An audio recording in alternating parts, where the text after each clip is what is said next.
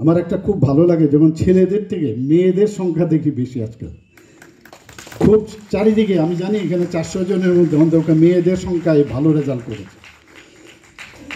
দেখুন রেজাল্ট 60% পাওয়া বা তার উপরে, আমার কিছুদিন আগে যারা ফার্স্ট সেকেন্ড থার্ড হয়েছে আমাদের এই অনেকে ফার্স্ট, প্রায় 4 জনের মতো একসাথে ফার্স্ট হয়েছে এবার 12th ক্লাসে। তো ওর সাথে আমাদেরই এই বর্ধওয়ালি কেন্দ্রে তো বলছিল যে এরকম আমার ওরা যমজ বোন, সে 7th হয়েছে আউট অফ 10, সেও তার বোনও 7th হয়েছে। আমি জানি না সে এসছে কিনা, এখানে এসছে, তোর বোনও এসছে, তো দুজনেই মানে এত ভালো লাগে খবরটা শুনে। সামসাহা না? হ্যাঁ, আচ্ছা, খুব ভালো কর্মকার। বসো, ওদের জন্য একটা বড় হাততালি হওয়া উচিত। দুজনেই ভালো রেজাল্ট করেছে এবং দুজনেই মেয়ে।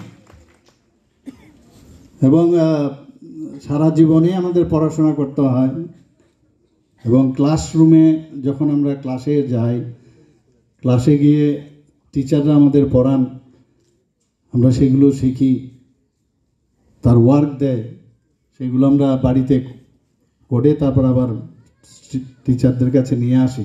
তো আমরা ছোটোবেলার থেকে আমরা করে এসেছি।